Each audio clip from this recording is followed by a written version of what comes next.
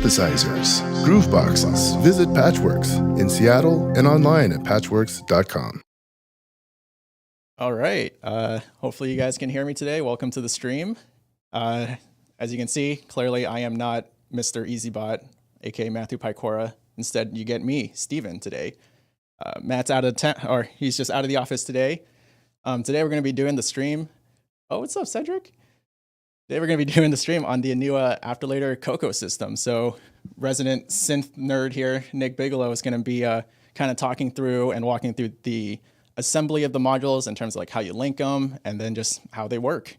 And yeah, let's just get right into it. All right. Hi, y'all. It's me, Nick, and as Stephen was saying, I'm going to be talking about the Coco System by Afterlater Audio. I think it's really cool. I helped them test this out a little bit when they were conceiving the sort of idea, and it's kind of a confusing one, but if you're familiar with things like, say, the DPO, Mind Phaser, Endorphins has their dual complex oscillator, this is sort of in that vein. But what I like about it, I like modules that connect to each other, and I think that that's really, really fun. Because here I have the modules here, and I'll be pulling them here, and I will actually show you how to set these up. So I'll just show you one at a time.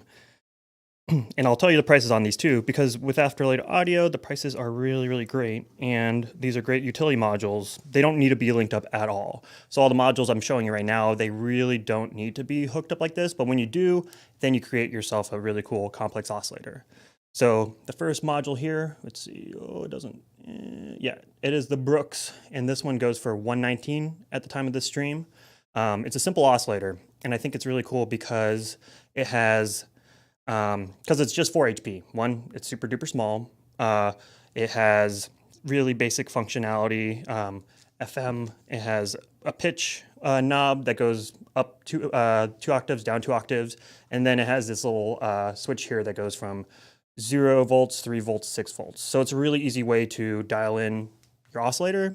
Small, has LFOs. So honestly, the way that I would use this in my system is just like a small shaped LFO. A lot of our LFOs in our systems end up being envelope generators. So, but even then, like, you know, they had the Bosk, now they have the Brooks. This doesn't have pulse width modulation on it. It's a little pared down, but on the back here, we can see that there's a lot of headers, and I'll go more into that. But one of these headers, if you're just using it alone, goes straight into power. If you're using it alongside the Canyon or Valley, it goes into that. A step up from that is the Cascades. So the Cascades is really cool. I say everything's cool because I think everything's cool. I would compare this more to, I don't know. Obviously, it has an octave switch, so I think about the Dixie, Dixie 2 Plus. I like things with octave switches because sometimes I actually just like to play around with the octave switch as part of the performance, but then it's also nice to, you know, you plug in your 1 volt per octave source and, oh no, I realized I didn't give myself enough. It's like the opposite of headroom. Sometimes I don't tune low enough, so I can't get bassier notes. But with a switch like this, you just go like this, boop, and then it goes down an octave. Easy. But this thing has a lot of features in it. It goes for, I believe, 150. I could be wrong about that, but I'm looking right here, and I am correct. It goes for 150, and it's a pretty busy panel. And we'll go through a lot of the different features here. But like I said, it has octave switch. Oh, yeah, octave switch. It does actually have amplitude modulation, and when you hook it up to the Coco system, you can have another oscillator act as that, as the modulator. And the carrier actually uses this morph wave. The morph wave is cool because it goes between square, saw, and triangle. So it's like a smooth interpolation of waves, but it also has all the wave outputs there independently, as well as a cosine output. I'm actually seeing a lot more things with the cosine output. All that really means is it's, if you have your sine wave going, the cosine output will look identical, except the phase will be shifted. So it's good for if you're trying to create quadrature or do things in kind of in that realm. it's fun when you're playing around with phase. You get a lot of different timbres, especially when you are doing things like complex modulation. And then also on this panel too, you could see that, let's see, whoop, there we go, it's back in focus. It does have pulse width modulation, manual control unless you put an LFO in there. And the morph and the FM also are normaled, but to what? When we plug it into our system, our Coco system, it will go from like oscillator 2, and sometimes that's actually a pretty configurable based on which particular unit you're using as your in-between. Okay, so that's the Canyon. Oh, sorry, that's the Cascade and the Brooks. Those are our oscillators. Again, you don't have to use them with these next two modules. They're great oscillators on their own, but these are really where the system shines. So the two are called the Canyon and the Valley. So the Canyon, and one thing I actually love about After Later Audio is these are cute names, but they actually mean something. So the Canyon is a sub-octave generator. You could think, and when you see it on the oscilloscope, you can tell that it does a lot of these, plateaus. It looks like canyon, sub-octave going lower, I think it makes sense. But especially with the hard walls, this is a sub-octave generator. So what it is really is like a clock divider, but you can mix in the levels of each division. We saw that with the subharmonicon. You see it with, you can actually take like the 4MS rotating or their clock divider, run audio through it and generate sub-octaves. The way this one works is that we actually have all of our sub-octave, the different divisions of the fundamental that's going in here, and they're just knobs. So, one's going to be the fundamental, two will be the down an octave, and then you start getting harmonic content as you go down. So it's really cool, especially if you're creating random drum patterns, if you're creating sort of weirdly harmonically related things. The Canyon will do that. This costs $99. Both of the modules that stand in the middle of them cost $99. But like on the front here, we'll go through it more in depth when I actually install it into our rig. But we do have some controls here that allow some normalization between the oscillators without even plugging into the Canyon. So this acts as the interface for all the stuff in the Coco system. And then looking in the back here, this is where you see the different headers for your different components of the Coco as well as the power. So once you actually have, if you're using the Canyon or if you're using the Valley, you only need one power cable. And I think that's great. There's some other modules, and it's not a good or bad thing really, but some other modules with expanders, each different expander needs power, and that can start eating up headers really quickly. So I think this is actually a pretty cool system. And then the last module in the system is the Valley. So here's the Valley. Let's wait for it to, there we go, cool. This is the one I like the most just because when I started into modular, I was doing a lot of things with more West Coast style synthesis. So this is essentially the opposite of the Canyon. This is a wave folder which adds harmonics instead of divides harmonics down. So the wave folder in this will actually be less intense than the one they have in the Dirty Laundry. And it allows you to also hook up 3 oscillators, have them cross-modulate each other. And I believe that the order knob is also normalized to one of the oscillators. A lot of the normalization that we talk about here can be overridden by patch cables. Usually your complex oscillators actually act like that too. So we'll be exploring some of that too because, this is a really cool system and we'll get some really cool timbres out of it. But one thing that I usually really like is an index. Like, if I crank up the FM, it sounds really good to animate it. So I want the audio rate signal to go through, but then also be enveloped. And I'll show you how to do that with the QARV in the system. So, yeah, I have the skiff right here, and I'll show you how to set this up. We'll start out with the Valley. We'll do some sound demos, just see what weird stuff we can get. Because in all honesty, I played around with this for a little bit, but we'll be exploring this together. So people in the chat, if you have questions about anything, feel free to ask. If you want to virtually patch, say, hey, what if I do this and that? I'm more than happy to go over that, but yeah, so let's we'll switch over to the overhead camera, and here's our skiff. Obviously we turn it off. So again, like I said, is that we're going to be using the Valley. Quick tip, we probably give this tip a lot, but with these IntelliGel cases, I like to keep my cables plugged in because the power headers are way back here. So it's sort of hard to get to sometimes. So instead of fussing with that and spending 5 minutes trying to get there, it's pre-plugged in. So I'm just gonna remove my power cable and plug in my power cable here. So pardon me while I read this. So our power is right here, and they all use 10-pin headers.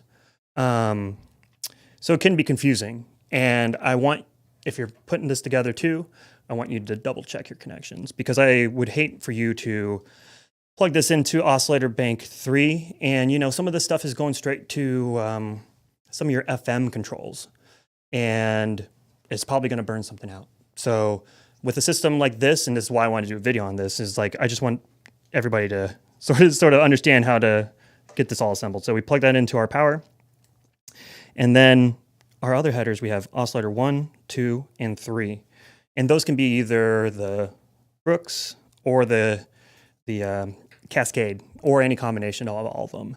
But typically you want to have your most powerful oscillator, like the Canyon B1, because that typically is the one that starts synchronizing your clocks or is being sort of fed into the modulation. So I'm just going to lay this like this.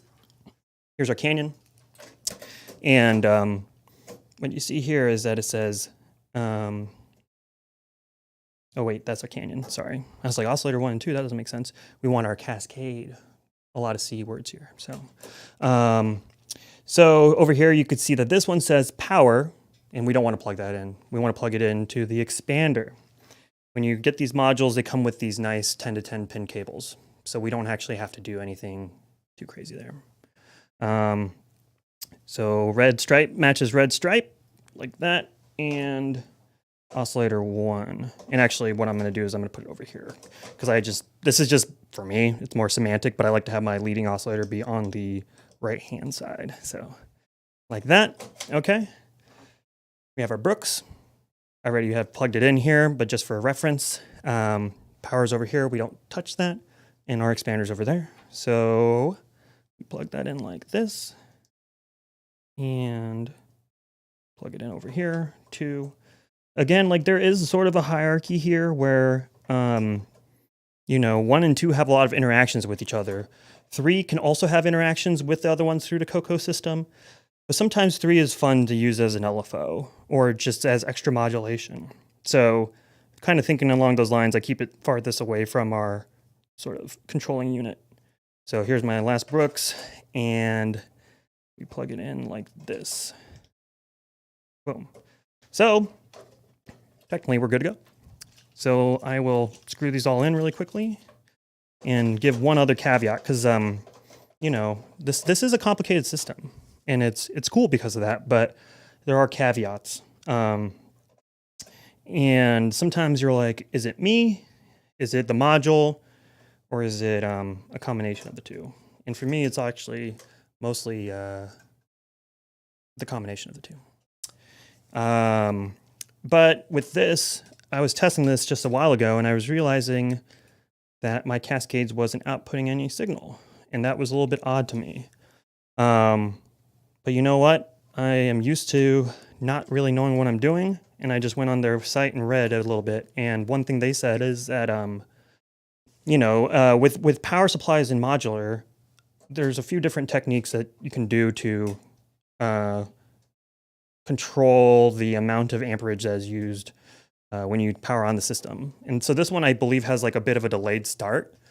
And, hey, Jordan, a bit of delayed start. So when we, it can actually create an issue with the Cascades that when it puts out signal, it actually doesn't work until I flip the VCO on to LFO. And the website clearly states that, but, you know, and, you know, they said, hey, we tried to fix this to our best ability, but that is just a caveat. And, you know, Eurorack is a bit of a tricky format. You can't, there's a lot of different power supplies. You can match things with other things. So you know, sometimes if you're working on a module and you notice something not happening, going online and reading about it usually can be helpful. And I'm glad that they acknowledge that as a potential issue because I did see it. Okay, so our system's put together here. Again, I have it sitting next to the QARV. I like the QARV a lot. It's just great because you get 4 envelopes, VCAs per channel. We'll be doing a lot with that here. Okay, so we'll power on the system. And I gotta grab my patch cables. Oh, I have some right here actually. We're just gonna do a quick test here. We weren't able to sound check the system. So I just want to check this really quickly. Grab that. I'm gonna mute this channel. I'm gonna turn down my main out. Turn this on and, all right, are we getting any signal? Pretty hot. Sounds all right to me. Cutting in and out a little bit, but I'm not sure what's causing that. Maybe I'm peaking. All right, is it still kind of? Oh, because I'm going into the stereo in. Here, I'm gonna go into channel 2. Oh, how's that? Can you turn it up a little bit more? Kind of hear it. A little bit more? A little bit more? Perfect. Cool. All right. So, we got our system. And yeah, the cockpit, you know, this is just a caveat about the cockpit, but this is a TRS-in. So when I plugged in a TS cable, it was shorting it out and causing a lot of weird issues. So just something to know. Okay. So this is really great to use with the data. So I'm going to use the data. And let's check if that issue actually occurred that I was talking about before. So I'm going to take the cascade, and when I run it in, oh, we got a signal. And it's great. So we didn't have to do the little trick where we turn the VCO into LFO on. Sometimes when you power it on, it just works. But if that does occur, turn it on and off. Look at this. Isn't this weird? This is already kind of a complex shape. Let me turn this on and normalize it. Okay. So yeah, it's a weird shape because we are actually, the system's working. It is FMing. This knob right here is up and is taking our second oscillator and applying FM to it. So if we turn that down, then we're going to have our sawtooth. Cool. And let's see, let me use a non-LED cable. LED cables are nice, but they introduce strange artifacts sometimes. So. Okay, see, when we were using our LED cable, you could see that it had this bump in it. And, you know, it's just a issue with the cable. It takes in some energy. Oh, yeah, so they're not I2C together. They're just using a 10-pin header to bus power as well as certain oscillators over, Jordan, which I think is pretty cool. Like, I could go into that a little bit more in depth, but when we think about a Eurorack power cable, it's 10 pins and 10 pins. But really, we're only using 3, where one of them is giving me a -12, then we have ground, and then +12. And so we have essentially 6 ground, 2 +12, 2 -12. Set up for redundancy, and it's also a good way to actually keep the module stable. But you know, there's no reason why that we can't pass data through it. So this is analog data. It's an oscillator. So you could just imagine, and then you don't even have to imagine, I'll just do it. You could just take the sine wave and run it right into your FM. So if I do this, and again, this is going a little crazy because they're not actually tracking. I'll show you a cool trick there. But if I unplug this, we're going to get the same shape. So, you know, it just kind of, if you've played around with like I said, the DPO, the cross modulation is really, really cool. Let's listen to this a little bit too, so we can actually hear it. I'll have it droning on in a little background. If it gets annoying, just let me know. So I'm gonna turn on channel 2 and turn it on. Okay. So this is just the sound of the cascade. And we're coming directly out of the cascade. We're not even touching the valley yet, because I just wanted to go over sort of the features that the Coco system sets up. So again, that FM, which is cool. I mean, we all have done this before. We buy 2 oscillators, we just take one and run into the other, and we get FM. One thing that I had there that was a little weird is that my Brooks FM was up too. So there was like 2 bits of feedback going, and oh, it's super quiet. Oh shit, sorry. Let's see, turn it up just a little bit. There seems to be a weird sort of threshold, and I'm very apologetic for the high. All right, so that's just our triangle wave or our sawtooth. But this is my FM on the Brooks. Let me turn down the octave. So with the FM on the Brooks, you want to make sure all your FMs are turned down. When you're using complex oscillators, you want to really turn down all of your knobs because a lot of them are pre-normaled. Again, let's get that. That's the Brooks. And again, with that octave switch, so that's at like 0 octaves, and then we'll go all the way up to 3 octaves, and then 6 octaves. And I love just using the oscilloscope to sort of guide us, you know. But again, when we're doing FM, this is a little inharmonic. And one really quick trick here is that this knob here, the sync, you see 1 goes to 2. So if I turn that up, it actually will synchronize this Brooks against this oscillator. So now our FM is going to be very controlled. We're not going to get those wild inharmonic timbres going on.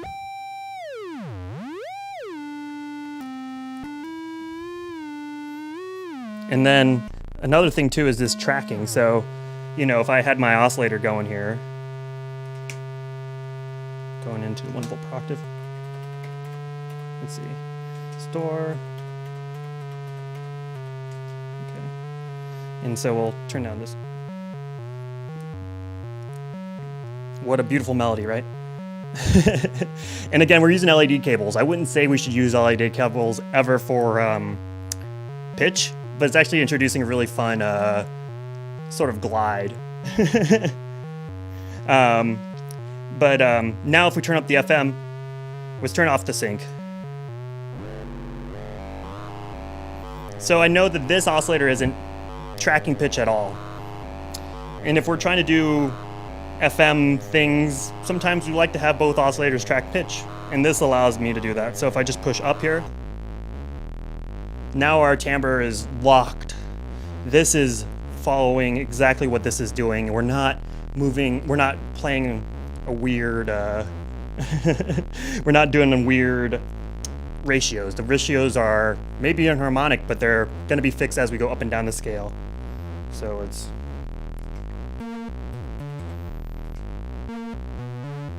and then now we can play around with our Brooks.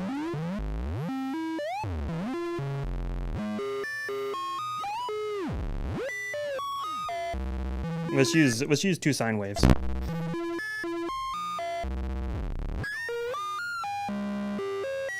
Cool. So that's just like a really quick way to get some quick FM with this system. Now, here, I'm gonna mute this. I'll make sure I mute it before. I don't want to hurt your guys' ears again. So what's cool about the Cascade is that there's this more output, and it's oh nice, I love Manic Minor. There's more output here is it stands for morph. And so I'll show you again here. I'll plug this in, and we're not hearing it right now. I'm gonna unplug this and turn down my FM. Turn it up a few octaves. We'll hear it here in a, actually we can hear it here now. So again, let's just follow what this knob says. It's a triangle wave, goes into a sawtooth, and then over to a sort of a effed up notch square, which is really cool. If we look at this knob here, or this little flipper, you could see that there's, again, this arrow, which means that if we set up our system correctly, it's going to take one of these oscillators and start modulating it. So let me start turning that up. Look at that, that's really cool. So now our square wave is getting these nice like sine ripples, and that's really awesome. It's coming from our second oscillator. So you could really see that that pitch is coming through. And usually what I like to do here, here's a tip with the data. This is a really unstable wave, because when we use oscilloscopes, we're waiting for it to cross a certain point, and that's how it stabilizes.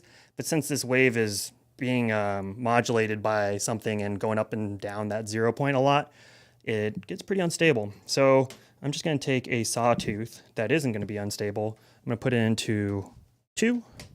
I'm going to go to this trig page here, and instead of channel 1, I'm just going to say channel 2. And you're going to see that it just locks. So now we could really see this wave. It's a standing wave. So now let's, oops, I don't know why I unplugged that. I thought that was going to do something. Okay, so. Okay, so those are, I love those sounds, and like, it is almost like wave folding, but it's just wave shaping. It's audio rate wave shaping. And I love these sorts of sounds because we have our fundamental, which is our cascades. And the relationship between your modulator and your carrier mean everything. So as I go up and down this, like, we are getting some different tones. And if I animate just the Brooks, again, we have our fundamental there. And when I'm making my weird dance music, I like to have that fundamental be strong. Like, I want to try to tune my kicks, my bass, but I love these weird timbres. And I love it when these weird timbres don't change your fundamental too much, because you know, my music's already pretty chaotic, and so I just don't want to make it chaotic because the mix is muddy, or I have 2 notes that are kind of introducing frequency beating necessarily. So anyway, so when I have my Brooks here and I'm going up and down, let's just automate that. So I have my QARV. I'm going to put it into looping mode here, and go into my. I don't have to go into the FM. What I love about the QARV is that I have this attenuverter on the output. I'm just going to go in through the 1 volt per octave.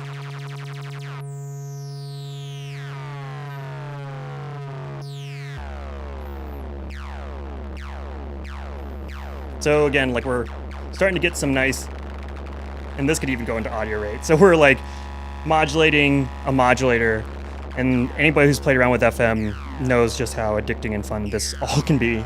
And again, we still have our FM. This is going to ruin our oscilloscope image, because once we introduce FMR, oh man, that sounds really cool.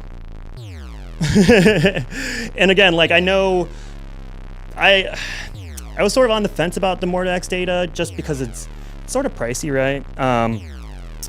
But seeing the wave is everything to me. Like, I could actually really tell everything going on. And it helps with my composition. You know, this sounds cool, but I actually know what that wave sounds like too, or looks like. And we're almost getting a kick out of this, even though we're sweeping the pitch on the Brooks. But,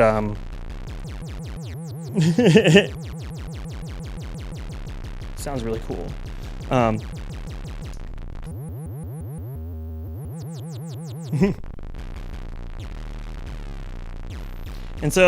And that's also, you know, I'll talk about this a lot too, but like, this sort of patching is not technically distortion, but because of the relationship between all of our different waves, it kind of gets distorted sounding, you know?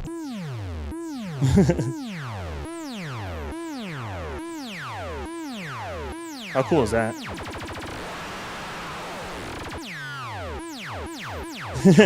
Cool. So that's, and then like, kind of last thing that I want to show here before we go into the valley is the amplitude modulation here. So again, using that same sort of, I'll keep my saw wave there so our waveform stays fixed. But using the same sort of logic, you can see here with the arrows that our carrier is the, yeah, I definitely did teleport there. That our carrier is the sine wave off the cascade. And again, we have one of these mysterious arrows. So that means that it's pre-normaled, and it's probably pre-normaled from our second Brooks. I can guarantee that. Well, I can't guarantee it. I actually might be wrong, but we'll see. So let's just hear what that sounds like. Oh, that is very loud. I did us dirty again. Just, you know, when Nick's driving, you could just tell that we're going to have a good time. So I'll slowly turn that up here. And it's very flabby. Amplitude modulation, you know, it's a VCA. So if we use 2 audio rate things, we'll end up with, we'll do more wave shaping. The whole sort of pattern here is that we're just doing lots of wave shaping. But yeah, that's pretty cool because very low, and it's using that sine wave. So you can see that it actually does, and it's because of our FM. So let's dial back our FM. So what you can see here is that it introduces rippling in a very cool way. So it's take down, I'm gonna just patch in a thing into our, oh, actually this is the amount of ring mod. Ooh, nice and buzzy. Turn that all the way down and we got our fat sub. It's a nice sounding sub. And as I turn that up, it's sort of, you could see the rippling there, but it's subtle. And as you turn it on, then we get that kind of evens it out. And I forgot where I had seen, yeah, that's cool. So this is very low. Well, we're gonna get really low. And it's almost like, you could put it in LFO mode and see what happens. Right? Cool. So now you could see that it rectifies it. It's bouncing it. So as it crosses 0, it isn't reversing the wave. But it is able to rectify. So as we go up, we get tremolo. Let's go up. So we got some nice tremolo there. And as we go higher, now we're getting the audio rate. Now let's go. So once we get here, sometimes there's different ways to think about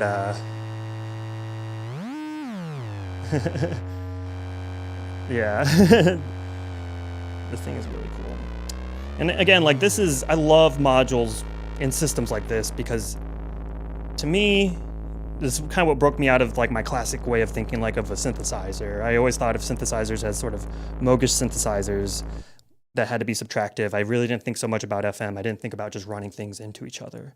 And once we start doing that, we get these really cool sounds. Like, how cool does that sound? With no distortion, it's really fat and low. And we have these controls that are easy to play and add the ability to sort of like improvise, you know? But anyway, with ring mod, or sorry, not ring mod, with amplitude modulation. Ring mod is when it goes below 0. If this was a true ring mod, here's what we would see. So let me go back to LFO mode. You would see that as this approaches 0, that it would just dip all the way below. It would invert the wave. And it creates different side bands. So if we were looking at this under a frequency analyzer, you would see our fundamental, which is our sine wave, and then the distance from that fundamental that the Brooks is would actually introduce frequency bands. And so that's why when it's slow, it doesn't introduce those frequency bands. We need to be in the audio rate. We have to be in the audio domain. So, and so that's how we get there. Again, let's run that weird sequence. I wish I could sequence a little bit, something a little bit catchier, but so let's run this in here. So when I had this tracking, as like the spacing between each of the humps, if you will, like I could count probably 5 humps per hump, I guess. And it will track because as this is also being sequenced by the ASQ1 because of this switch. And now when I drop this down to 0, what you see is that as we get more sine waves, because we are changing the pitch upward, the number of humps doesn't change. And that's because this is fixed at a particular frequency. So you can always hear that beep, that note is being introduced. Those are some of the side bands as I was talking about. And again, I love the QARV. Let's just take that and start sweeping our second oscillator to see what we could get.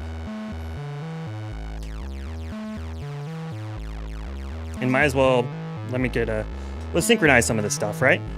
So I am going to take the gate, mult it,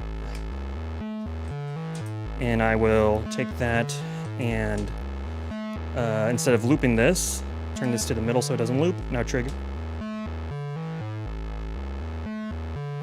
And then run the out back into my Brooks.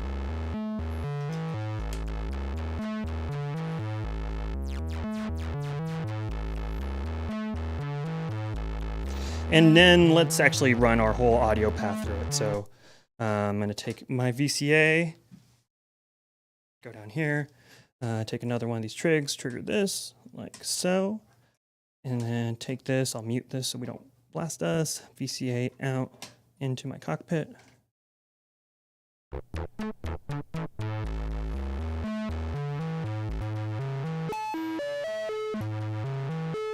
Cool.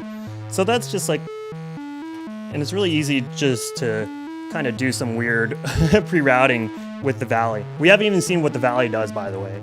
The Valley is mostly just, again, these arrows that I was talking about, all these arrows that I was talking about, the Valley has accommodated that, but we haven't seen what the Valley does. So let's unpatch our system. I always have the temptation to just patch directly into it, but then there's so many artifacts that I don't know what does what. So, you know, again, like part of me streaming today, not usually your resident streamer, but you know, because it's me, I get to wax poetic a little bit. And so I'll give you a few tips. So let's fight back our urge just to patch directly out of this and reset all of our stuff. Luckily, I already did that. I was turning down our morph because we know that's pre-normaled. Let's turn down our amplitude modulation because we know that's pre-normaled. Turn down our FM. Let's turn down our order because see, again, there's a pointer here and that's pre-normaled. So, and usually with these folders, we'll see if this is the case, but with these folders, they actually won't produce any audio if I have the fold all the way down. Let's see if that's true. So let's go directly out of the out because we want to here. Actually, I see that this is a mixer, right? So this mix out, I believe, again, I'm sort of intuiting things, so we all get to play detective. But fun, I believe, is the fundamental, which is our pre-folded wave. And let's unplug that and actually restore our saw. Okay. And so that's our fundamental frequency. That should just be either our oscillator 1 or 2, depending on where this is. And then our out is our folded. So our fundamental, cool. And so let me turn this up. There's our sine wave. None of these controls do anything because guess what? This is our fundamental. Even when I turn this, it's not going to do anything. And that just allows us to, you can see here that I have this crossfader. So this is our Brooks and this is our Cascades. And they're not really truly in sync, which can make some really cool things. Let's play a sync. Let's see what happens when I flip sync up. So you can see now that it does actually synchronize it. And the way synchronize works, this is cool, right? We do some nice wave shaping. If I have it set here, you can see that this is like double the octave. So it's allowing the wave to fully express itself. But as I increase the amplitude, now it's resetting before it has the chance to fully express itself. So we have this hard edge there, and that's what's given us a lot of nice harmonics. And that's that classic sync sound, you know? I love a sync sound. And the nice thing about a sync sound here is that, you know, this is my, the fundamental pitch actually comes from the thing that you're syncing from. So even though our Brooks is our carrier, in this case, our modulator, the thing that's syncing it, is now pulling all the pitch. So as I turn this, it's a timbral change. It's not a pitch change. My pitch changes come from the thing I'm syncing against. Here's another tip. See, as I get too high, oh man, there goes all of our sound. This is resetting so much that this doesn't even get a chance to really rise in amplitude and really sound like anything. So when you're syncing, there's a lot of, you gotta be cautious about completely choking your system, but okay, so we're back to being good down here, right? And this is our fun timbral change. So just like we were doing before, let us take our output here and start looping. Cool, I really love it. I'm always infinitely impressed by the sound of pushing modulation into audio rate. Because it's cool. It goes really high pitch and we get some really cool sounds, but then we're going faster, faster, faster.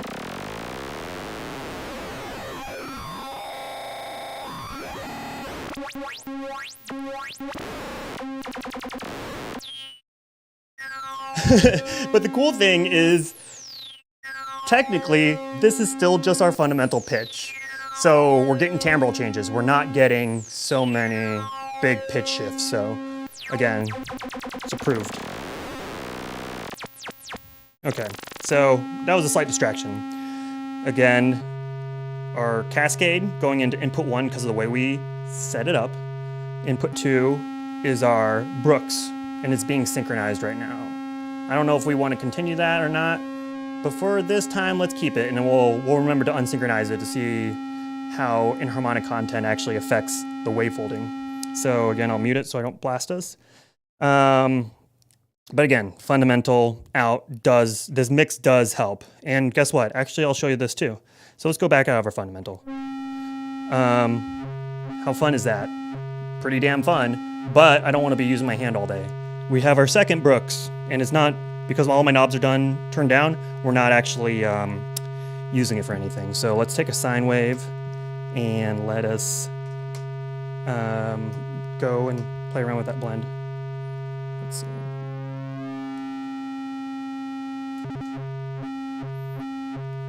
Cool. Again, as we... And this is where I could just do this all day, for real.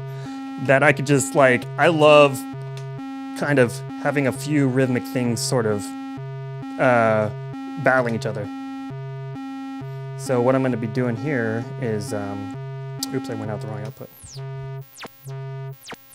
So now this is controlling that crossfade frequency, but this is doing our weird sync sound sweeping.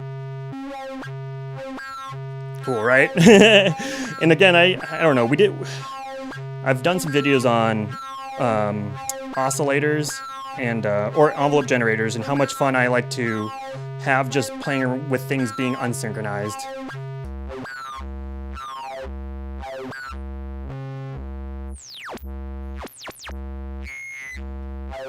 Cool. Anyway, so let's still play around with this. We'll keep this going. We'll make it a little bit slower. Okay. And again, mute, and then go out the output. So now we'll have our folder, using our folder. Okay, so we're on our fundamental, so there's no folding going on. I play with these knobs, nothing happens, okay?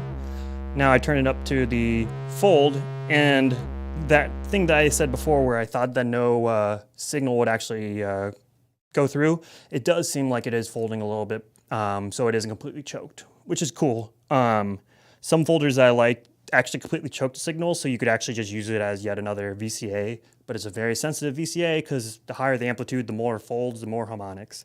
So,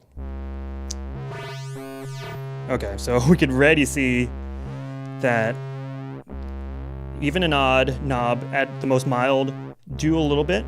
Cool. The order is where we get our folding, so cool. So let's take away that automation so we can see this a little bit easier. So this is just our sine wave, and you can see that it's trying to fold. And I like that. It's trying to fold. So as I turn it up, you can see that it's taking those lower ends of our wave. I'll turn the wave up a little bit so we can actually see it on screen. It's trying to fold it, so it's pushing it in. And as I turn up order, you can see that it's really gonna start taking that point and folding it in, and as it hits the top, it's gonna fold it again, and it's gonna fold, and it's gonna keep on folding, and oh yeah, we just destroyed our wave. And so that's really, really cool. And the even and odd sort of play a little bit with this sort of bias. Not bias, but like, it's sort of like pulse width modulation, right? And one thing I want you to notice too is that's a pretty nice low note. As we turn this up, those are our harmonics, and it's starting to sound a lot more high pitch. We don't even have that low fundamental anymore. It's gone. And here it comes, coming back. So that's where this knob here is really cool, because we don't have that low note anymore, but if we turn this here, we get to reintroduce it. So we have those high frequencies, and now we also have some of our sine wave.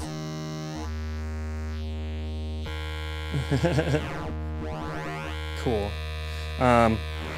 Again, now we can crossfade. I do like this a lot. I didn't even think I'd like that so much, but being able to crossfade between 1 and 2 is really novel to me. So let's see what, again, let's restore our weird patch. I'll take my out and sweep our Brooks.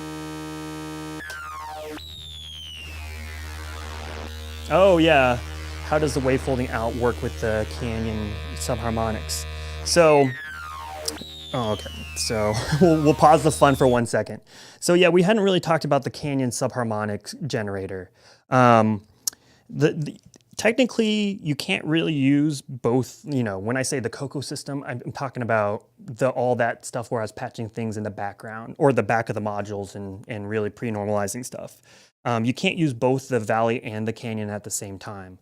However, and the reason for that is these track and sync knobs, really. Those are the ones that do the pre-normalization across these modules. So things would get really confusing if we had 2 drivers of these oscillators. However, this in, out, and in, or in, odd, and in, even, those will actually still work. So we could actually still take, you know, the normalization that this does for oscillator 1 and 2, we could actually pre-patch into here. So we can get even more weird bassy tones if we so wish. But you could only really have this track and sync work with 1 module or 1 set of the Coco modules. Yeah, I mean, I'm wondering if there's like, because obviously this is where my brain goes. I'm just like, how can we hack the system? How can we do something really weird? I wouldn't really experiment with that because, you know, I was wondering, could I actually have the cascade run both into here and then have the FM sort of cross-modulate? But I can't really think of a reason why I'd want to do that. And we might have some time to go over the Canyon. I'm still having a lot of fun with the Valley. I'll show you one last thing for the Valley, and then we'll quickly pop in the Canyon. But yeah, hopefully that answers the question. Is that the wave folding? Yeah, it would be really fun. But like I said, you don't necessarily. These are pretty inexpensive modules. These are each $100, so you can still, you know, essentially semantically think of whatever's hooked up to the Coco system as these switches are live, and then you just have to pre-patch the thing. Because here's where I got confused on it. See how it says clock? It says clock 1, 2, or OS2. That's the clock is. They're just saying they're using a clocking mechanism to actually generate subharmonics. So you could just think of the clock as input. So input odd would be this clock, and input even would be that clock. But it would be the same thing as if you took your sine wave and patched that in there, and then another sine wave and patched that in there. Yeah, I think it's pretty cool because, yeah, I love this, and I think Double D's in my camp here, where it's just so much fun to play around with a couple of oscillators, and anything that helps me create the more chaotic sounds would be really great. That sounds so cool. Okay, so pretty extreme because we're using our sync. We're take off sync, and this is going to sound weird. So it's really in harmonic now. We're not getting our sweet sync sounds like we were getting before. And let's just run our sequence, our fun sequence that we all love, right? Let's see how that sounds.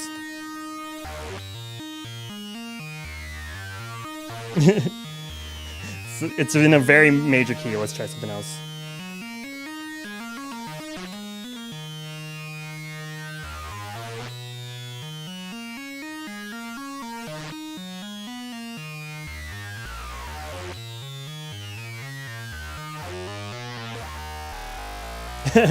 Sounds really good. So I'm going to stop this for a second because I'm just so distracted by how cool and fun that is. So this order knob, like we said, is how many waves we're actually introducing into our folding. But again, we have this pointer here, so let's figure out where that modulation is coming from. So I'm going to turn down my order. I'm going to turn down this and only use my fundamental. And then I'm going to turn this up to see It's going to be audio rate, I bet, because, well, let's just turn that into audio rate. And that sounds like, okay, yep, it's coming in from oscillator 3. So this is one of the cases where the 3 oscillator setup is actually really advantageous, because we are, again, we're able to crossfade between 1 and 2. That's so fun. But since this isn't, again, I have this set all the way up, so this is a fun note, right? When you see the sync up, it says 1 to 2, and that means that 3 is completely unsynced. Same thing with track, 1 to 2, but if I push it down, then 1 will track, this volt for octave will both track to Brook 1 and 2, and same thing with sync. So when we turn this on, very enharmonic, right? Let's turn on sync and see what happens. And then let's turn on, so it's a little bit more technically harmonic, but not really, right? And that's because we're not tracking. So let's track.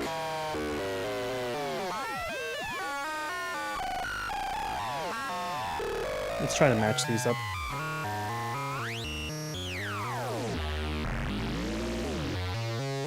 I just seem to really like the low content. Dang. Again, this is without any of that fundamental, and it's very high, a lot of high harmonics, so. Just our fundamental with that folding.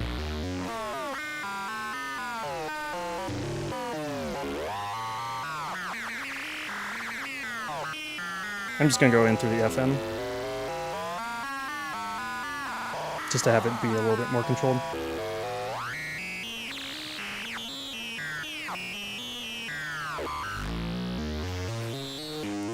Okay. Very sizzly sounding.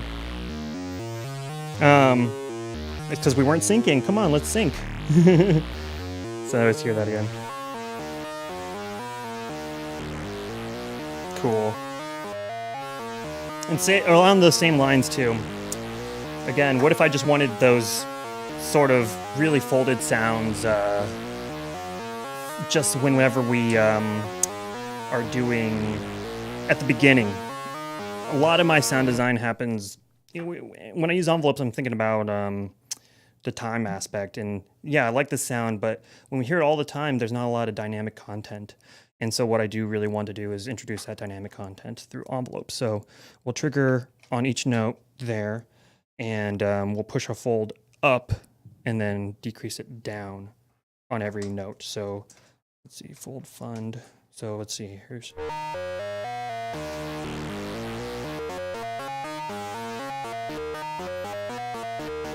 And that's pretty fun. Let's see here, coming out here. Okay, so let me think here, because it is sustaining quite a bit.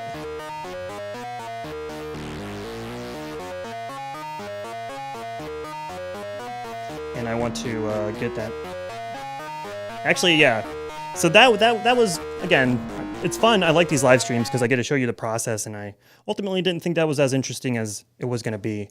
But the other thing that could be interesting is actually gating some of this normalization here. So when this is on, and how to, okay. So I'll show you this patch here. So with this arrow, what's happening here is that we are literally just using this sine wave. But we don't have the ability to, sometimes what I like to do is actually take this sine wave, run it through a VCA. So let's run it through this VCA here, use the same trig, like this, and now run that into our, let's see, hopefully I have this patch cable long enough. All right, run that into my in order here. That's more what I really wanted, is because we're getting more of that plucky sound instead of just going straight to the just gating it right back to the fundamental. When I pull it over to fold, it's really nice and plucky, right? It's pretty fun. That's cool. I like that.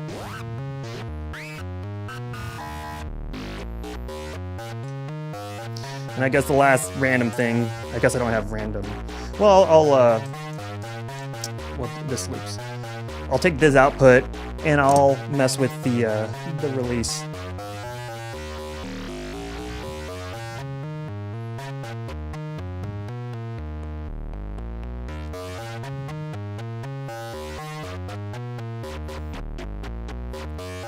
So it's just kind of dynamically changing around that enveloping, which is really fun. And since everything's sort of synchronized, it's really easy just to turn around knobs and we're not losing our melody at all. I like it.